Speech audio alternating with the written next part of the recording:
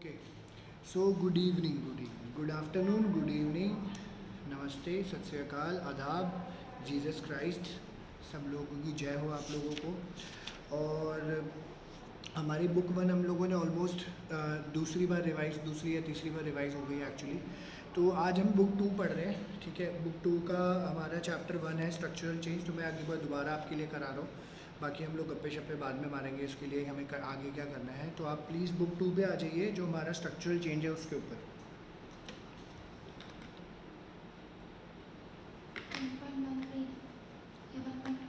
नहीं नहीं सही है। तो ये जो चैप्टर स्ट्रक्चरल चेंज का है बुक टू, आप देखेंगे social development and change in India, ये वाली बुक है ब्लू कलर की। तो मेरी तो पुरानी है, वैसे नया अपडेशन भी थोड़ा सा हो रखा है, तो आपके पास नई बुक भी होनी चाहिए, इट्स ओके।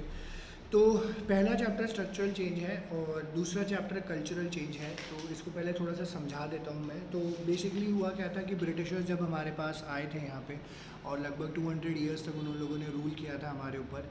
तो हमारे जो है इकॉनमी पे या हमारे जो सिस्टम चल रहा था उसमें काफ़ी लेवल पे वो बदलाव लेकर आए, ठीक है। तो वो बदलाव या वो चेंजेस जो है हम लोग काफ़ी सारे लेवल पे पढ़ते हैं, बहुत सारे लेवल्स हैं एक्चुअली में, बट यहाँ पे हम लोग जो मेजरली पढ़ेंगे सोशोलॉजिकल पॉइंट ऑफ व्यू से, और जो इंपॉर्टेंट रखता है वो दो चेंजेस है, that is structural change and cultural change, ठीक है। स्ट्रक्चरल चेंज के अंदर भी बहुत सारे चेंजेस हैं, ठीक है। जैसे हम इंफ्रास्ट्रक्चर के बारे में बात करते हैं, ऐसे ही स्ट्रक्चर में बात कर रहे होते हैं। मेजर जो स्ट्रक्चर के अंदर हम जो दो ब्रॉड डायमेंशंस पढ़ेंगे वो है आपका इंडस्ट्रियलाइजेशन एंड अर्बनाइजेशन। इसके अलावा हम कुछ नहीं पढ़ते, और भी इनफैक्ट और भी काफ़ी सारी चीज़ें जो है स्ट्रक्चरल चेंज पे हुई है, बट हम सिर्फ इंडस्ट्रियलाइजेशन एंड अर्बनाइजेशन पढ़ते हैं। कल्चरल चेंज आप देखते हो तो कहते हैं इसके अलावा आप देखते हो कि ना ब्रिटिशर्स ने काफ़ी ज़्यादा इम्पैक्ट हमारी सोसाइटी पे छोड़ा। जैसे वेस्टर्नाइजेशन एक इम्पैक्ट था, ठीक है, और संस्कृताइजेशन जैसे एक जो है इम्पैक्ट हमें देखने को, ऑल्दो ये विद इन हमारी सोसाइटी के अंदर ही था, बट ये बाहर से भी देखने को मिला था। मॉडर्नाइजेशन, सेक्युलराइजेशन, ये चार प्रोसेस हम लोग नेक्स्ट चैप्टर में पढ़ रहे होते हैं। तो फिलहाल के लिए आज जो है हम स्टार्ट करेंगे स्ट्रक्चरल चेंज, जो कि मैंने आपको बताया एक लेवल में चेंजेस हुए थे, और दो उसके अंदर जो ब्रॉड डायमेंशन है वो है इंडस्ट्रियलाइजेशन एंड अर्बनाइजेशन ओनली, ठीक है। ये इन्होंने यहाँ पे बताया। एक सेकेंड यार, एक सेकेंड, कहाँ रह गई बना दिया।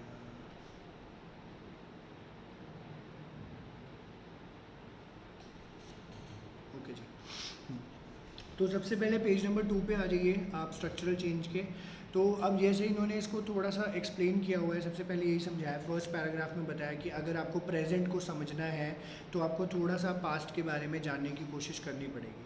एंड इसमें जो है ये इंडिविजुअल के लिए ट्रू भी है, ग्रुप्स के लिए भी ट्रू है, हमारी कंट्री के लिए भी ट्रू है। तो जैसे ये क्या यहाँ पे इन्होंने बोला है, इंडिया का जो है ट्रेडिशन और हिस्ट्री बहुत पुरानी रही है, मेडिवल टाइम से इंपॉर्टेंट रहा है, बट सेम इन्होंने बोला जो हमारा कलोनियल एक्सपीरियंस रहा है यहाँ पे is particularly significant for comprehending modern India. क्योंकि ना जैसे क्या था, over the period of time India को कई लोगों ने एनेक्स किया है, बहुत लोग जो है करते हुए आए हैं, इन्वेजन हुआ है, हमारा एनेक्सेशन हुआ है, बट ब्रिटिशर्स एंड कलोनियलिज्म की वजह से बड़े मेजर चेंजेस हमारी कंट्री में हमें देखने को मिले। इसलिए जो है कलोनियलिज्म को पढ़ना बहुत ज़्यादा ज़रूरी है, ठीक है, ये चीज़ बताइए। And this is not just because many modern ideas and institutions reached India through colonialism, it is also because such an exposure to modern ideas was contradictory or paradoxical. For example, Indians in the colonial period read about Western liberalism and freedom, yet they live under Western rule, colonial rule that denied Indians liberty and freedom. It is contradiction of this kind that shaped many of the structural and cultural change, जो कि हम chapter 1 और 2 में पढ़ेंगे।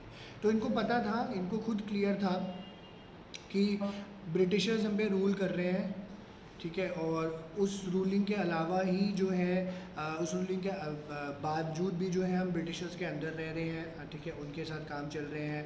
और in fact जब literature के बारे में हम लोगों ने पढ़ना शुरू किया था, ब्रिटिश लिटरेचर के बारे में, तो उनको पता चला कि लोगों ने इसको अपोज किया है, अपनी कंट्री से बाहर भी निकाला है, तो हम भी ऐसा कर सकते हैं, ये लेटर ऑन पता चलता है। तो बड़े आयरॉनिकल सी चीज़ थी ये, वो उन्होंने यहाँ पर बताया हुआ। एक सेकेंड, बोल देना।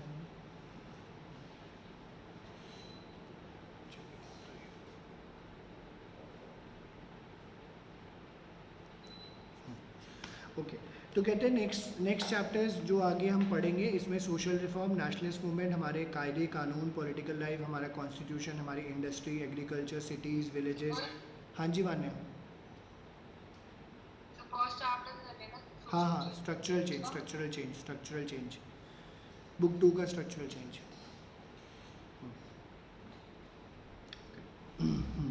तो इसमें जो जो पैराडॉक्सिकल चेंजेस या एक्सपीरियंसेस हमारे कॉलोनियलिज्म के साथ रहे वो सब हमें पढ़ने को मिलेगा, और इसका ऑब्वियसली जो है हमारी सोसाइटी पे बहुत बड़ा इम्पैक्ट पड़ा। और थर्ड पैराग्राफ देख लीजिए, आप इसको मार्क भी कर लेना, 6 मार्क्स का ये पैसेज भी आया हुआ है। कहाँ हो डेली बेटा, यहीं पे है, पीछे करो। हाँ ये तो है, सूखे नशे मत करा करो बेटा, ऐसे नहीं करते। फर्स्ट पेज पे ये वाला पैराग्राफ मार्क करो। नहीं, वो इंट्रोडक्शन है, करना है।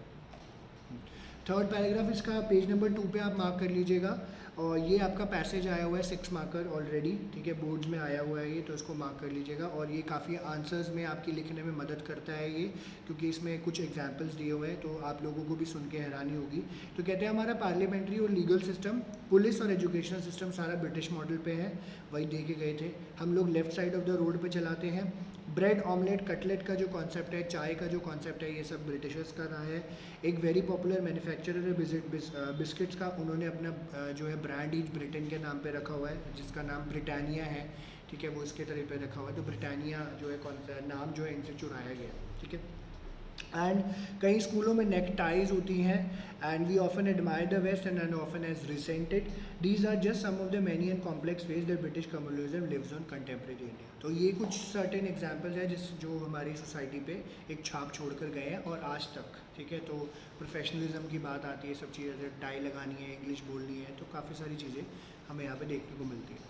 तो इन्होंने इसीलिए पेज नंबर 3 पे ही एग्जाम्पल दिया हुआ है ऊपर। Let us take the example of English language as to show how it is impact has been many sided and paradoxical in India. कि इंग्लिश लैंग्वेज, जैसे हमारा भारत में कोई इंग्लिश का लेना देना नहीं था, ब्रिटिशर्स आए थे तो एज अ वैल्यू प्रोपोजिशन की तरह काम कर रहा था कि ठीक है भैया इंग्लिश बोलनी चाहिए, इंग्लिश समझनी चाहिए, और आप आज तो इंग्लिश के बिना काम ही नहीं चलता आपका। तो इसका इम्पैक्ट हमारा पैराडॉक्सिकल था। कहते हैं this is not matter of wrong spellings along. जैसे आप राइट साइड में देख रहे हो, क्वेश्चन को कुछ लिखा हुआ है, जूलर्स की स्पेलिंग गलत है, कॉन्वेंट एजुकेटेड गर्ल्स की डिमांड करी जा रही है। English is not only widely use in India but we now have an impressive body of literary writings by Indians in English. तो लोगों ने इंग्लिश पढ़ना लिखना समझना शुरू किया, तो लोगों ने राइटिंग्स अपनी लिखना शुरू करी। ये जो नॉलेज है इंग्लिश की, it has given an Indians an edge in the global market, but English continues to be a mark of privilege. तो आज भी ऐसा रहता है। I have personally faced many rejections just because of English. वो कितनी अच्छी बोल रही मैंने इंग्लिश, वाह यार, पर एकदम फ्लो में आई है तो लाइन, ये तो पता ही नहीं था मुझे ऐसा बोल सकता हूँ मैं। Oh my God. और दिल्ली से मेरी शक्ल देख के सर क्या बोल रही है, ठीक है। तो या एक्चुअली में ऐसा हुआ है, मेरे को इंग्लिश मतलब लिटरली झाड़ पड़ती थी, क्या घटिया इंग्लिश बोलते हो तुम, ठीक है, तो कॉन्फिडेंस नहीं है तुम्हारे में, ये नहीं है वो नहीं है। पर स्टिल मेरा इंटरव्यू क्लियर हो जाता था डोमेस्टिक में, इंटरनेशनल तो कोई क्लियर नहीं होता था मेरा। मैंने इंटरव्यू बहुत क्रैक किए हैं, बट मैं जॉब करने नहीं चाहता था, मुझे करना ही नहीं थी जॉब एक्चुअली, ठीक है। तो यस, मैंने जैसे आपको बोला, आई हैव पर्सनली फेस्ड इट। इस टाइम पे होता ही भी है, और कंटेम्प्रेरी सोसाइटी में है। इनफैक्ट जैसे चैतन्य है, डिबेटिंग के लिए जाता है, तो इंग्लिश में डिबेट है। आई डोंट थिंक सो कि चैतन्य जो है शायद हिंदी में डिबेटिंग के लिए जाता होगा। क्यों चैतन्य, सही बात है कि नहीं?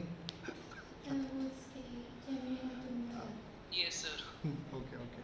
तो ये सब चीज़ें हैं, तो मार्क ऑफ प्रिविलेज है। हाँ, इनफैक्ट अभी आसिफ को भी स्कूल में डिबेट के लिए अवार्ड मिला है आसिफ को। तो चैतन्य, आप उससे एक बार बात भी कर सकते हैं। तो I think Asif is also a debater in school, ठीक है जी। तो ये सब कॉन्सेप्ट हमारे चल रहे होते हैं। तो not knowing English is a disadvantage that tells in the job market. जैसे कि मैंने आपको अपना एग्जांपल दिया, जैसे मैंने आसिफ के बारे में बताया, चैतन्य के बारे में बताया। So at the same time for those who are traditionally deprived to access to formal education such as Dalit, knowledge of English में open doors of opportunity that were formerly close. तो इंग्लिश लैंग्वेज की वजह से ही आज आप 12वीं पास हो, आप इंग्लिश बोल रहे हो, आप अच्छे खासे जगह पे जो है आराम से काम कर सकते हो, कोई दिक्कत वाली बात नहीं, ठीक है। एक सेकंड होल्ड करना, एक सेकंड। लाइट चली गई थी, ओके। लाइट ला देते हैं वापस, लो जी। I try to connect.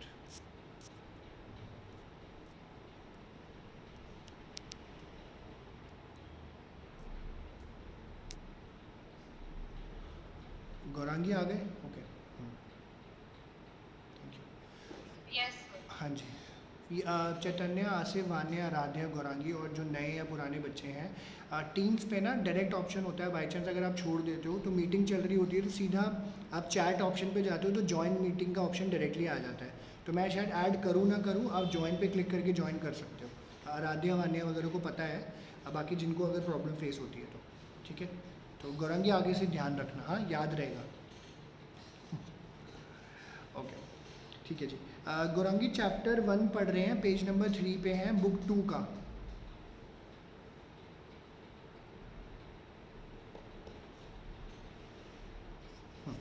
Okay तो मैंने यही बताया कि इंग्लिश का किस तरीके से बेनिफिट हमारी कंट्री में आजकल देखने को मिल रहा है। तो जिन लोगों को फॉर्मल एजुकेशन नहीं है, अब अगर आप इंग्लिश सीख पाए हो तो अच्छी खासी जॉब अपॉर्चुनिटीज़ आपको मिल जाती है। तो इस चैप्टर में थर्ड पेज नंबर 3 पे गौरांगी पैराग्राफ 2 पे है हम लोग। तो इस चैप्टर में हम लोग फोकस करते हैं स्ट्रक्चरल चेंजेस जिससे जो कॉलोनिज्म लेकर आया है, और this we need to shift from this broad impressionist view to clear understanding of colonialism as a structure and a system. Colonialism एक स्ट्रक्चर भी था, कॉलोनियलिज्म एक सिस्टम भी था, ठीक है, दोनों चीज़ें आपको देखने को मिली हैं। And colonialism brought into being political, economic, social, structural changes, ठीक है। तो मैंने आपको बताया था कि चेंजेस हमें देखने को मिले हैं, तो पॉलिटिकल लेवल पे भी मिले हैं, इकोनॉमिक लेवल पे भी मिले हैं, सोशल लेवल पे भी मिले हैं, स्ट्रक्चरल लेवल पे भी मिले हैं, हर लेवल पे चेंजेस पढ़ने को मिले हैं। बट इस चैप्टर में हम लोग स्ट्रक्चरल चेंजेस के ऊपर फोकस करेंगे क्योंकि चैप्टर ही वही है। तो दो चेंजेस स्ट्रक्चरल है जो हमें यहाँ पे देखने को मिलते हैं, इंडस्ट्रियलाइजेशन एंड अर्बनाइजेशन, ठीक है जी। पहले भी आपने सुना है छोटी क्लासेस में, इंडस्ट्रियलाइजेशन क्या है, अर्बनाइजेशन क्या है। एंड ऑब्वियसली कहते हैं इसकी स्पेसिफिक कॉलोनियल कॉन्टेक्स्ट है, बट हम लोग थोड़ी बहुत चीज़ें जो इंडिपेंडेंस के आसपास हुई है उसके बारे में पढ़ेंगे। All these structural changes which are accompanied by cultural changes which we look at this chapter. However, any strict separation of two is difficult. As you will see, structural changes are difficult to discuss without the mention of cultural changes too. और ऊपर जो अभी just मैंने पढ़ा कि क्या structural changes हमें देखने को मिले हैं, इंडस्ट्रियलाइजेशन, अर्बनाइजेशन, ये 2 मार्कर का क्वेश्चन है, ऑलरेडी बोर्ड्स में आ चुका है कई बार ये वाला, ठीक है, कि जो है क्या स्ट्रक्चरल चेंजेस जो है जिसको हमें पढ़ेंगे, डिफाइन करने को भी आ जाता है या डायरेक्टली मेंशन करने को भी आ जाता है। तो ये 2 मार्कर का क्वेश्चन है, ठीक है। इसके नोट्स वैसे बने हुए हैं जिनको मैंने दे दिए हैं, तो इसके आंसर्स के साथ ही नोट बने हुए हैं, हाँ जी। ओके तो अब बारी आती है कि कॉलोनियलिज्म एक्चुअली में क्या था। तो यहाँ पे कॉलोनियलिज्म सबसे पहले 2 मार्कर का डेफिनेशन आता है। What do mean by colonialism? Colonialism simply means at the establishment of rule by one country over another. तो एक कंट्री जब दूसरी कंट्री को रूल कर रही होती है उसको कॉलोनियलिज्म के नाम से हम लोग जानते हैं, बोर्ड्स में आ चुका है। तो अगर आपको कोई और डेफिनेशन याद है वो भी आप लिख सकते हैं, वरना इस बुक में एक डेफिनेशन बस यही दी हुई है और कहीं नहीं है, ठीक है। ये 2 मार्कर है, एंड इनफैक्ट जहाँ 2 मार्कर मैं बोल रहा होता आप 1 भी ऐड कर लेना, क्योंकि 1 मार्कर का अभी कोई पैटर्न आया नहीं था, इस साल पेपर भी नहीं हुआ है, ठीक है। तो कोई आइडिया नहीं है कि कैसे 1 मार्कर आएंगे, ठीक है। और उन्होंने पेपर भी कोई रिलीज़ नहीं किया। ये था कि पेपर ज़रूर रिलीज़ कर देना चाहिए था ताकि बच्चों को अंडरस्टैंडिंग हो जाती, ठीक है। लेट्स सी, चलिए। तो ये इन्होंने बताया कॉलोनियलिज्म क्या है। तो कहते हैं मॉडर्न पीरियड में वेस्टर्न कॉलोनियलिज्म की वजह से इंडिया के ऊपर बहुत ज़्यादा इम्पैक्ट पड़ा, और ये देखा गया है कि बहुत लोग जो है डिफरेंट टाइम्स पे जो है इंडिया में उन्होंने अपनी एंट्री करी है और अपने रूल को इस्टेब्लिश करने की कोशिश करी गई है, उन लोगों ने करी है।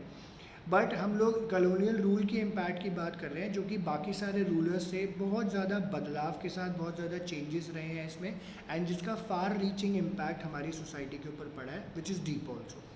तो कहते हैं history is full of examples of the annexation of foreign territory and the domination of the weaker by the stronger power. तो ये शुरू से रहा है, कोई स्ट्रॉन्गर पावर है, वीकर पावर वो ओवर पावर कर जाती है, चैलेंज कर रही है, ठीक है, और जो है वो एनेक्ट कर लेती है, इन्वेड कर लेती है। नेवरदलेस कहते हैं there is a vital difference between the empire building of the pre capitalist time and that of capitalist time. तो ये 6 मार्कर का क्वेश्चन आता है, जो लाइन लिखी हुई है एग्जैक्टली नोट्स में ऑलरेडी कवर्ड है, 6 मार्कर का क्वेश्चन है ये। There is a vital difference. क्या वाइटल डिफरेंस है? कहते हैं कि वाइटल डिफरेंस रहा है पुराने टाइम पे जो एम्पायर बिल्डिंग का कॉन्सेप्ट होता था and that of capitalist time, ठीक है। तो पहले जो कैपिटलिज्म जब इंट्रोड्यूस नहीं होता था उस टाइम पे लोग जो है इन्वेजन एनेक्सेशन करते थे, तो क्या प्रॉब्लम थी और कैसे एम्पायर बिल्डिंग करते थे। एंड जब कैपिटलिज्म आया तो क्या था, जैसे कैपिटलिज्म की देन थी या हम लोग कह सकते हैं इंटर रिलेटेड है, इंडस्ट्रियलाइजेशन की देन कैपिटलिज्म थी या कैपिटलिज्म की देन इंडस्ट्रियलाइजेशन थी, ऐसे चलता रहा। कहते थे apart from outright pillage the pre capitalist conquerors benefited from their domination by exacting a continuous flow of tribute. On the whole, they did not interfere with the economic base. They simply took the tribute that was skimmed off the economic surplus that was produced traditionally in the subjugated areas. तो इन्होंने क्या करा कि ना, जैसे कई बार क्या होता था, डायरेक्टली कॉन्कर कर लेते थे, वायलेंट हो जाते थे, कई बार ये चीज़ें देखने को आपको मिल जाती थी. तो pre capitalist conquerors benefited from their domination by exacting the continuous flow of tribute. तो ये लोग क्या कर रहे होते थे, सिंपल सी बात है, पुराने टाइम पे जो प्री कैपिटलिस्ट लोग होते थे वो क्या करते थे, अपना डोमिनेशन शो कर रहे हैं, जैसा चल रहा है उसके हिसाब से जो है एनेक्स करके अपना काम कर रहे होते थे. एंड और इसी का बेनिफिट उनको मिल रहा होता था. On the whole they did not interfere. उन्होंने इकोनॉमिक बेस के साथ कभी भी छेड़छाड़ नहीं करी. जो जैसा चल रहा है हमने कैप्चर करी है, इकोनॉमिक बेस जैसे का जैसा चल रहा है, सारा रेवेन्यू हमारे पास आएगा. ओनरशिप चेंज हो जाती थी बस, ठीक है, यानी किंगडम चेंज हो जाता था. दे सिंपली टुक द ट्रिब्यूट, ठीक है. तो सिर्फ ये होता था कि जो भी इकोनॉमिक सरप्लस है या जो भी काम हो रहा है उसका बेनिफिट उनको सीधा सीधा मिलना चाहिए. In contrast, British colonialism, which was based on a capitalist system, directly interfered to ensure greatest profit and benefit to British capitalism. अब ब्रिटिशर क्या थे, कैपिटलिज्म फॉलो कर रहे थे. वो क्या चाहते थे कि जो भी बेनिफिट मिलेगा हमें सीधा सीधा कैपिटलिज्म जो हम लोग हैं हमें मिलना चाहिए. Every policy was geared towards the strengthening and expansion of British capitalism. For instance, britisher ने लैंड लॉस को चेंज करा दिए, इन्होंने ओनरशिप चेंज कराई, इन्होंने यही डिसाइड किया कि क्या क्रॉप्स ग्रो होंगी क्या नहीं होंगी. इंडिगो चैप्टर जैसे हम लोगों ने पढ़ा है इंग्लिश में, जो इंडिगो चैप्टर है, ठीक है, तो वही उससे एक एग्जांपल की तरह हमें पता चलता है. कैश क्रॉप्स उगवाते थे, जूट उगवाते थे, कॉटन उगवाते थे, इंडिगो उगवाते थे, ठीक है, उन्होंने बता रखा था. हमारे मैन्युफैक्चरिंग सेक्टर के साथ इन्होंने छेड़छाड़ करी, वे ऑफ प्रोडक्शन चेंज कराया, डिस्ट्रीब्यूशन सिस्टम चेंज करा दिया, फॉरेस्ट में घुस गए, जंगल काट दिए गए, टी प्लांटेशन शुरू कराए गए, फॉरेस्ट एक्ट लेके आए जिसकी वजह से पेस्टलिस्ट की ज़िंदगी जो है वहाँ पे बदलाव हो गई. एंड उनको मना कर दिया गया था कि आप जंगलों में अब नहीं घुसेंगे, ठीक है. सो इसका एक छोटा सा डिस्क्रिप्शन आप बॉक्स 1.1 में इसके बारे में पढ़ सकते हो, ठीक है. वैसे ये बॉक्स आता नहीं है, सिर्फ आप मार्क कर लीजिएगा, ठीक है, इस तरीके से है. तो कहते हैं that is why colonialism also led to considerable movement of people. तो कह रहे हैं प्री कैपिटलिस्ट टाइम पे तो क्या था, कैपिटलिस्ट टाइम पे क्या हुआ, और कहते हैं कलोनिज्म की वजह से लोग जो है एक जगह से दूसरी जगह पे भी गए. इसकी वजह से इंडिया में लोग जो है एक स्टेट से दूसरे स्टेट में गए. फॉर एग्जांपल झारखंड के लोग असम चले गए टी प्लांटेशन इंडस्ट्री में काम करने के लिए. न्यूली इमर्जिंग मिडिल क्लास इस टाइम पे आया from the British presidency region of Bengal and Madras, जो कि गवर्नमेंट एम्प्लॉयज़ की तरह, प्रोफेशनल्स की तरह, लाइक डॉक्टर्स एंड लॉयर्स, इनकी तरह काम कर रहे होते थे and different parts of the country में जाके सेटल हो गए. लोगों को ज़बरदस्ती उठा के शिप्स में काट करा के लॉन्ग डिस्टेंस जगहों पे लेके चला जाते थे, एशिया, अफ्रीका एंड अमेरिका. कई लोग जो है रास्ते में मर जाते थे, कई लोग वापस भी नहीं आए. एंड इनको जो है बोला जाता है descendants are known as the people of Indian origin, ठीक है, इस नाम से ये बुलाया जाता है. इसलिए कहते हैं, फर्दर ये लेके जाते हैं कि स्मूथ फंक्शनिंग के लिए, कि कलोनियल रूल जो है बहुत अच्छे से काम करता रहे, सब चीज़ें बढ़िया चले, तो कलोनियलिज्म जो है उन्होंने काफ़ी जो है चेंजेस हमें इंट्रोड्यूस कराए, चाहे वो लीगल स्ट्रक्चर में, चाहे वो कल्चरल स्ट्रक्चर में, चाहे वो आर्किटेक्चरल स्ट्रक्चर में. इन सब लोगों में हमें बदलाव है. तो मैंने आपको बताया था बहुत लेवल पे बदलाव आए थे, तो ये हमें सब बता रहे हैं बट हमें इलेबोरेट करके नहीं बता रहे, ठीक है. तो जैसे ये जो लाइन है 6 मार्कर 4 मार्कर का क्वेश्चन आता है, सेम जो लिखा हुआ है कि to facilitate smooth functioning of the rule colonialism ने बहुत सारे चेंजेस लाए. Whatever they, already notes में कवर्ड है, ये वहाँ पढ़ सकते हैं. प्रॉपर आंसर लिखा हुआ है एनसीईआरटी का, आप कुछ फालतू लर्न करने की ज़रूरत आपको नहीं पड़ेगी. तो कहते हैं कलोनिज्म एक बड़ी स्टोरी डिफरेंट सी थी in the very scale and intensity of the changes that it brought about. Some of these changes were deliberate while some took place in unintended fashion. For example, we saw how western education was introduce to create Indians who would manage British कलोनिज्म.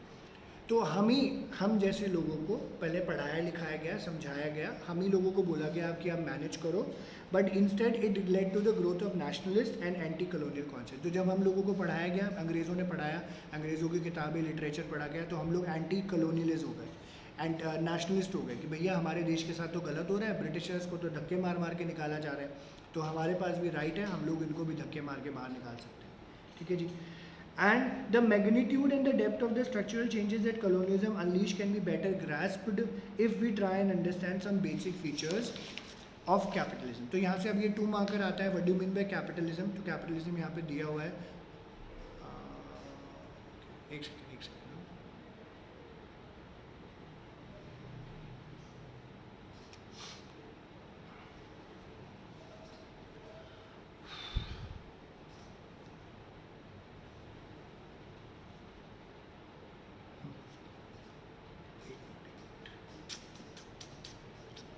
चलो anyway आ जाएंगे। Okay, तो capitalism इन्होंने यहाँ पे mention किया हुआ है। Capitalism क्या है? It is an economic system in which the means of production are privately owned and organise to accumulate profit within a market system. तो सारे प्राइवेट प्लेयर्स होते हैं, प्राइवेट मेथड्स ऑफ प्रोडक्शन होते हैं। आप काम किस लिए करते हो कैपिटलिज्म में? सिर्फ प्रॉफिट कमाने के लिए। बहुत सारी कंट्रीज़ हैं ऐसी। एंड इसमें इन्होंने यही बोला कि कैपिटलिज्म जो है वेस्ट में इमर्ज हुआ था out of a complex process of European exploration of the rest of the world. It's plunder of wealth and resources, unprecedented growth of science and technology, it's harnessing to industries and culture। ठीक है, तो capitalism grow हुआ, science था, complex process था, resources बहुत थे, पैसा बहुत था, कैपिटलिज्म को पुश मिला उन सब चीज़ों से। कहते हैं what marked capitalism here from the very beginning was its dynamism. तो यहाँ पे इन्होंने क्या बोला? कैपिटलिज्म डायनामिक था बहुत ज़्यादा। ठीक है, और ये इसमें इन्होंने साथ साथ बोला क्यों डायनेमिक था? क्योंकि इसमें पोटेंशियल था कि ये ग्रो कर सकता है, एक्सपैंड कर सकता है, इनोवेट कर सकता है, टेक्नोलॉजी का यूज़ कर सकता है, लेबर का यूज़ कर सकता है, ताकि बेस्ट पॉसिबल वे में आप प्रॉफिट एक्सट्रैक्ट कर सको जो भी आप काम कर रहे हो।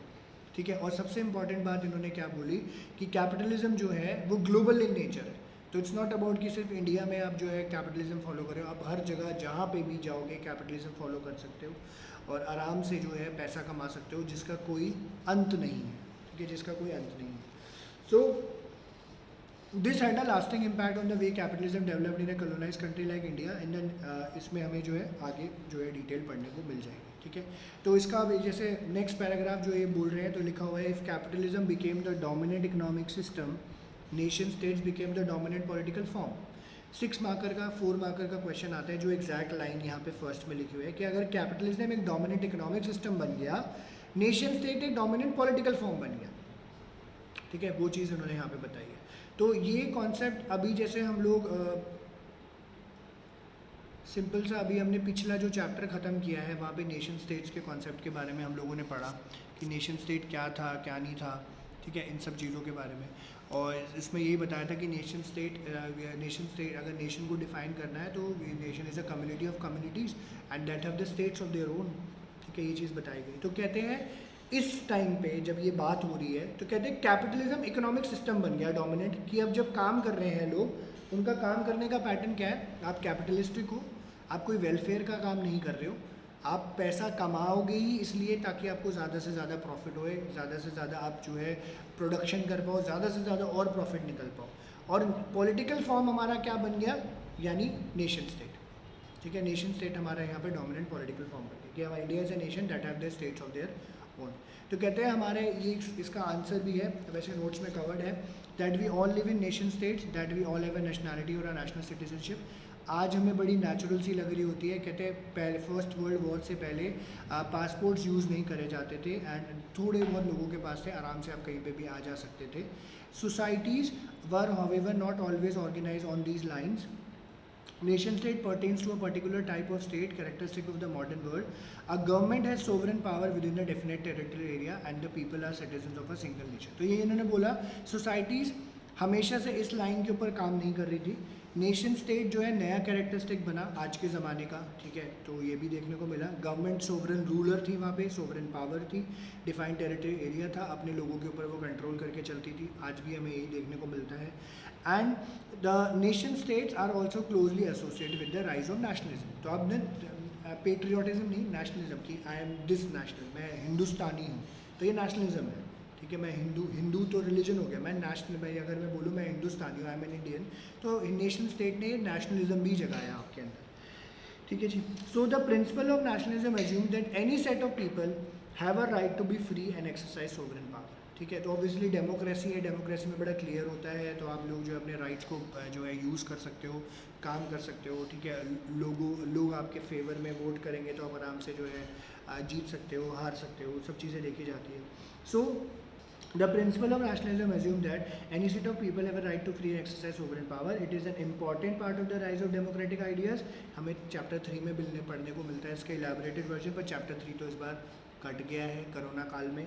ठीक है, so it must have struck you that the practice of colonialism and the principle of nationalism and democratic rights are contradictory. ठीक है, तो अब ये क्या कह रहे हैं, जैसे इन्होंने ब्रिटिशर का वो पॉइंट ऑफ व्यू घुसा दिया है कि कलोनिज्म एक तरफ प्रैक्टिस हो रही है और दूसरी तरफ नेशनलिज्म और डेमोक्रेटिक राइट्स के बारे में बात कर रहे हो, तो ये कॉन्ट्रडिक्टरी है।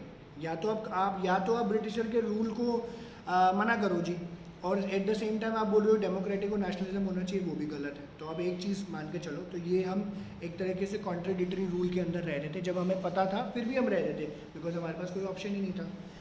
So nationalism implied that people of India or any of the colonized society have an equal right to be sovereign. Indian nationalist leaders were quick to grasp this irony, जो कि मैंने आपको बताया. They declared that freedom or Swaraj was their birthright and we shall have it, and fought for both political and economic freedom. तो उन्होंने बोला स्वराज है, हम खुद के ऊपर खुद ही राज करेंगे, सेल्फ रिलायंस के भी बारे में बात करेंगे। तो इसी को यूज़ करके लोगों ने जो है पॉलिटिकल इकोनॉमिक फ्रीडम की डिमांड करी एंड वही फिर आगे तक गया। ठीक है, ये इन्होंने यहाँ पे बताया। तो ये आपका था कि कैपिटलिज्म जो डोमिनेंट इकोनॉमिक फॉर्म बन गया है और nation state dominant political form यहाँ पे बन गया। ठीक है जी, ओके। तो अभी तक हमने जो पढ़ा मैंने आपको बता दिया था, पेज नंबर 2 पे जो हमने इंट्रोडक्शन पढ़ा था, थर्ड पैराग्राफ मैंने आपको पेज नंबर 2 पे गौरांगी एक बार नोट कर लेना, पेज नंबर 2 पे थर्ड पैराग्राफ जो है पैसेज आया हुआ है 6 मार्कर का। ठीक है, और पेज नंबर 3 पे आपका टॉप पैराग्राफ में इंग्लिश के एग्जाम्पल दिए हुए हैं, मार्क कर लेना, इंपॉर्टेंट है। और सेकंड पैराग्राफ जो पेज नंबर 3 पे है उसमें 2 चेंजेस बता रखे हैं, इंडस्ट्रियलाइजेशन एंड अर्बनाइजेशन। ठीक है, ये 2 मार्कर का क्वेश्चन आपका आ जाता है और लेटर ऑन तो फिर आपने सुन ही लिया था। ठीक है, ये सब बताया। तो आज हम फिलहाल इतना ही करेंगे, हाफ एन आवर की क्लास लेनी थी मैंने। इसमें यार किसी को कोई डाउट है तो प्लीज़ अनम्यूट करके पूछ लीजिए। गौरांगी एंड चैतन्य, कोई स्पेसिफिक डाउट है जितना आपने किया तो आप पूछ लो। डेली साहब, हाँ जी, एक बार देख लो। ओके, ठीक है गौरांगी।